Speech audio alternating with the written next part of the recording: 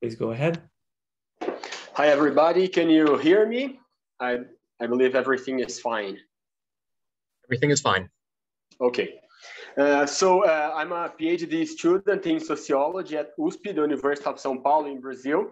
So I'm a little bit different from the majority of everybody here because I'm in sociology. So I hope I can make some contributions to this debate. I have been researching the uses that public administration makes of facial recognition and artificial intelligence applications.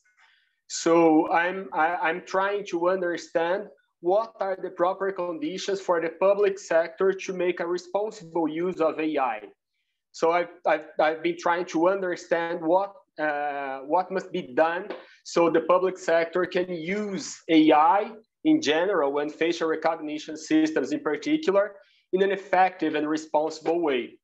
So here in Brazil, but this is like a problem, but because here in Brazil, we have little information on this topic.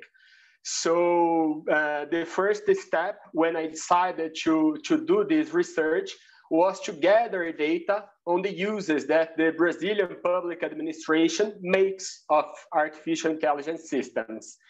Before going on, I must say that when it comes to this field of study, trying to understand what must be done to make the public sector make a responsible use of AI, there is a general consensus that holding the public administration accountable for the uses it makes is really important. So in other words, I'm trying to understand these mechanisms that we could use to make public administration responsible when it decides to use AI applications. So I'm trying to understand this specific question, but as you know, this is a general question. So when I went to the field, to the research field, I have a really basic question because I didn't have the data. So I was interested in gathering data that helped me to answer this question. Has the use of AI in the Brazilian public sector been subjected to accountability and transparency mechanisms? Considering this is a really basic question, like an exploratory question, I had a preliminary hypothesis as well. My initial hypothesis is that the use that the Brazilian public administration makes of AI is not subjected to accountability and transparency mechanisms. So I tried to gather information that helped me to test this really initial hypothesis. I couldn't study the Brazilian public administration as a whole because this is too big.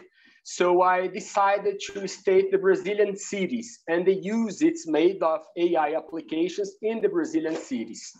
I decided to study the Brazilian cities because when it comes to studying AI in the public sector, as I told you before, we have little information, but this information is connected to the federal level. So we don't know anything about what's happening with AI in the Brazilian cities. So I decided to study them, the Brazilian cities, to fill this gap. So I chose to study the 30 biggest Brazilian cities. In practical terms, I studied all the state capitals and the cities that have at least 1 million inhabitants. Using these two criteria, we have 30 cities. I decided to study a specific public policy area, that is the public transportation system, and a specific technology, that is facial recognition, used to prevent fraud in the public transportation system. Because here in Brazil, some people, they have the legal right to have reduced fares in the transportation system, like students, for example. They can pay a little bit less for using the public transportation system. And we know that here in Brazil, some cities use the facial recognition technologies to authenticate the holders of this legal right of reduced fares. So to gather information on this topic, the research technique that I used to do that was preparing a survey with around 40 questions related to the uses the municipalities do of the facial recognition systems in the public transportation system. I used a Brazilian law that is called Access to Information.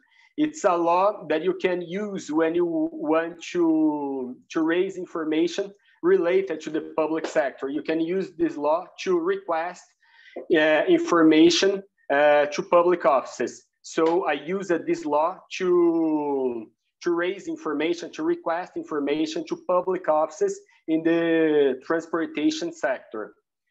As I told you before, I investigated 30 municipalities. I discovered that 14 Brazilian cities, they use facial recognition systems. And I don't have much time, so I can't discuss and present and discuss all the results here. But I could found that here in Brazil, the mechanisms that are used in the public administration, they are really weak. In general, these mechanisms, they are used, but they weren't discussed with society. So we have a low level of transparency on the mechanisms that are used by the public sector when it comes to using facial recognition systems in the public transportation. So there is a low level of transparency of this mechanism. The population is not aware of it. And I could found it making some questions for the public offices that are responsible for the transportation system. I found that there is a lack of information on the production of impact reports on personal data protection. So when it comes to facial recognition technology, this technology uses biometric data. That is a sensitive data. It's like biometric information is a really important and sensitive information. And the municipalities, they don't have good techniques to prevent this data from being leaked, for instance. So considering they don't have good techniques to prevent it from happening. Besides that, the municipalities, they don't know what's happening with these systems. They weren't able to answer me if the facial recognition systems that have been used, if these systems are capable of reducing the number of frauds in the transportation system. So it's a technology that has been used, but the public administration is not completely aware of the cost benefit of these technologies.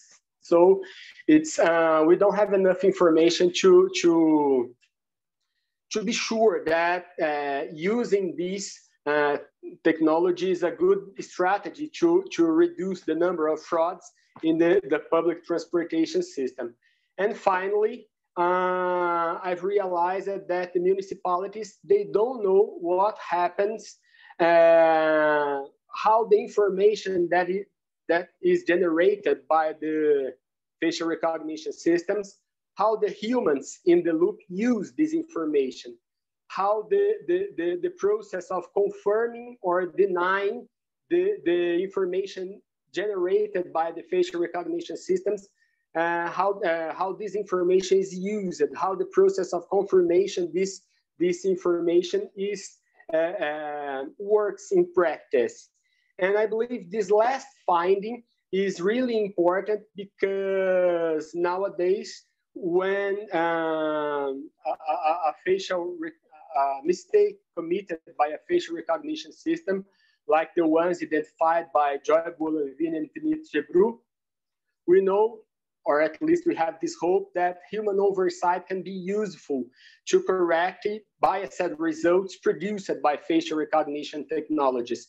So if the municipalities, they don't know how to use formulas that are based in this idea of humans in the loop, probably we are not using a good technique that is human oversight to correct potential errors of facial recognition technologies like biased results, such the ones identified by Joy Boulanger and Finit Gebru. So in the following phases of my research, I want to go deep in this last topic and try to understand how the human in the loop formula works in the public transportation system in the cities that I have been studying. And, you know, if I conclude that the human in the loop formula hasn't been enough to correct the mistakes of the technology, I believe we'll have to make new investigations to understand what could and should be done to address mistakes like that, like biased results. So it's pretty much that.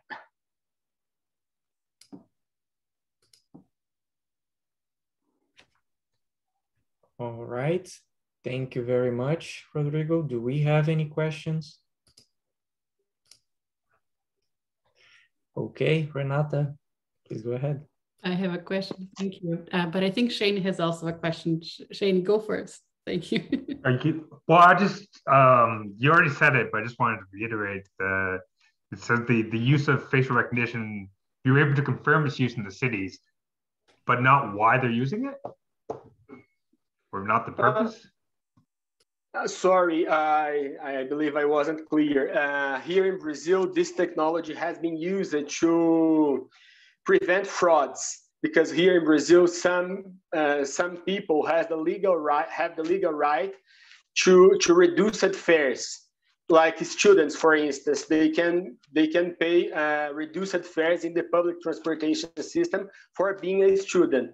And there are some cases when people try to pretend to be someone that has this legal right. So the facial recognition systems, they have been used to authenticate the holder of a public, of a legal right to have a reduced fare. Was that clear for you, Shane? Yes, it was. Thank you very much. Thank you, Rodrigo. And it's very similar.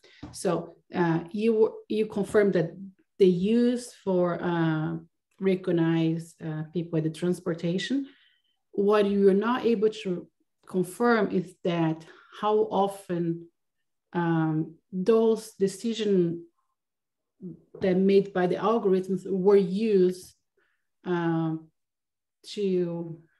I forgot the name, to give the infraction on the people, right? So you don't know that number.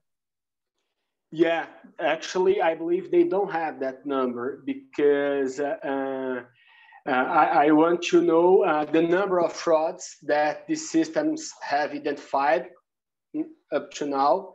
And the majority of the cities that I investigated, they simply don't know the number of frauds that was indicated by these systems. So this is the first problem, because you don't even know the number of frauds. Besides that, when the system indicates that there is a fraud, the system is saying this is a potential fraud. I've discovered that a human being is responsible for confirming or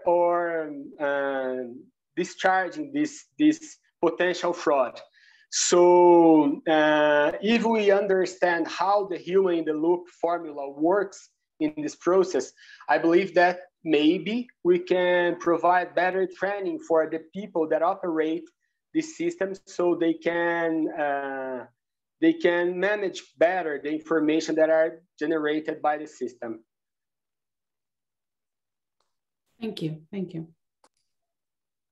All right. So thank you very much, Rodrigo.